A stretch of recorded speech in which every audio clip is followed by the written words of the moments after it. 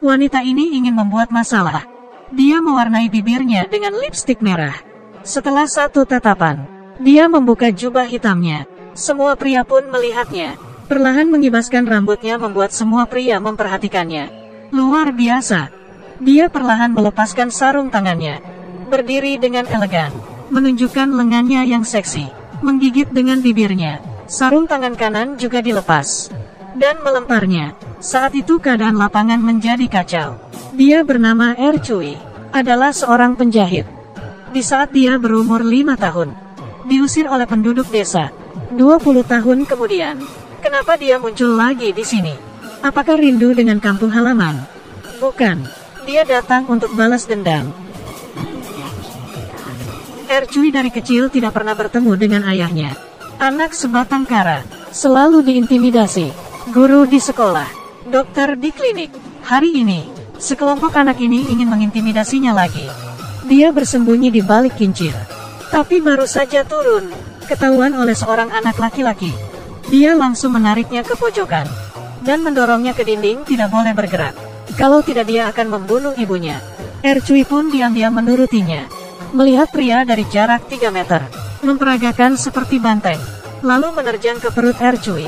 Dan di saat itu, Ercui menghindar tanpa panik, dan laki-laki itu terjatuh, lalu meninggal. Guru yang melihat kejadian itu tidak membantu Ercui, bahkan mengeluarkan Ercui dari desa, terpisah dengan ibunya. Saat itu Ercui baru berumur 5 tahun. Sekarang, dia bukan lagi perempuan yang lemah.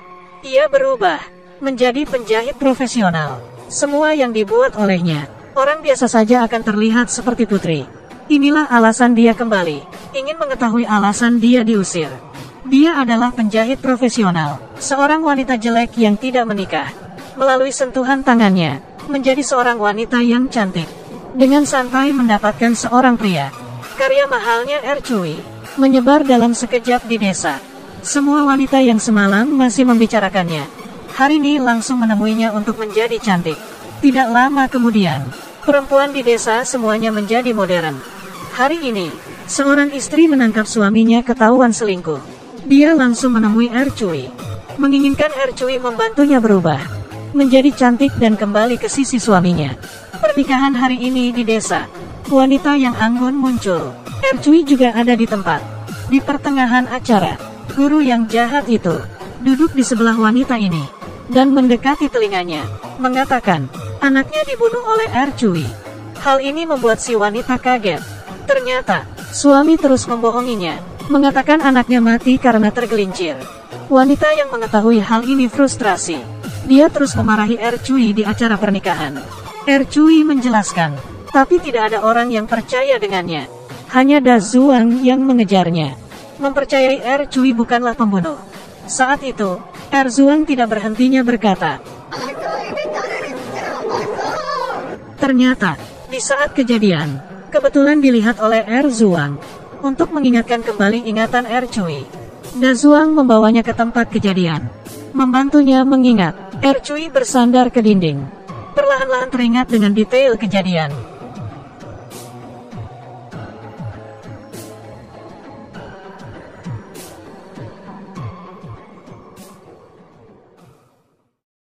Laki-laki itu bukan Ercui yang bunuh. Ini barulah penyebab sebenarnya dia mati. Di bawah bantuan Dazuang, dia akhirnya memecahkan masalahnya. Keduanya baru saja bersama. Masalah muncul di saat kedua orang ini ngedet. Dazuang mengalami hal tak terduga. Dia jatuh ke lumbung sedalam 10 meter dan tidak bisa keluar lagi. Kemudian penduduk desa membicarakan Ercui. Dia adalah wanita yang dikutuk. Ibunya Ercui yang penyakitan tiba-tiba jatuh. Pria ini melihat dari jauh, mengambil sebuah koran, dan menganggap tidak melihatnya. Yang lebih jahat adalah dokter yang dipanggil. Dia menyuruh Ercui untuk menyiapkan hati menerima kematian. Tidak bersedia mengecek ibunya. Cui hanya bisa melihat ibunya, dan kehilangan kesempatan untuk menolongnya. Seperti inilah, ibunya meninggalkan Cui. Kehilangan keluarga satu-satunya, tidak ada lagi tempat dia bisa bersandar. Sekarang dalam hatinya, hanya ingin menyerang orang jahat. Tujuan pertama, yaitu dokter di desa. Sekarang postur selamat datang telah selesai. Pusat bergeser ke depan, berlari dan tidak bisa berhenti. Selalu bergantung pada pasangannya baru bisa berhenti. Cui memberi coklat ke orang tua. Orang tua itu mabuk, lupa memberi dokter bantal. Dokter melihat dirinya melewati tempat, tidak bisa berhenti, hingga jatuh ke air dan meninggal. Hari ini Cui menemui kepala desa, mengatakan hal yang lebih jahat kepadanya. Kepala desa yang tidak bisa menahannya, menusuk saraf kaki suaminya, lalu menguncinya di kamar, dan dia mati kehabisan darah. Hari ini, semua penduduk desa mengikuti perlombaan. Cui mendadani mereka semua seperti badut, dan dipermalukan di perlombaan. Di saat mereka ingin buru-buru kembali ke desa, mencari Cui untuk balas dendam. Saat itu desanya sudah menjadi lautan api. Semuanya sudah terbakar. Ternyata, semua ini dilakukan oleh Cui. Di saat mereka dalam perlombaan, Cui menyiram bahan bakar di dalam rumah. Dengan satu pandangan, melempar korek api ke dalam, dan membakar seluruh kamar. Dan menyiram bahan bakar di karpet merah, sehingga membakar sedesa. Kemudian pergi dengan membawa kopernya. Duduk di dalam kereta meninggalkan desa. Petugas melihat ke arah desa. Itu bukannya api. Bakar sampah sampai segitunya ya? Cui berkata, iya, sampah sudah terlalu banyak. Kesimpulannya, kepribadiannya tidak berubah. Thor sedikit mempesona. Pejabat tinggi bukan manusia. Jangan salahkan dia kalau kejam. Ikuti Kiki masuk ke dalam dunia perfilman.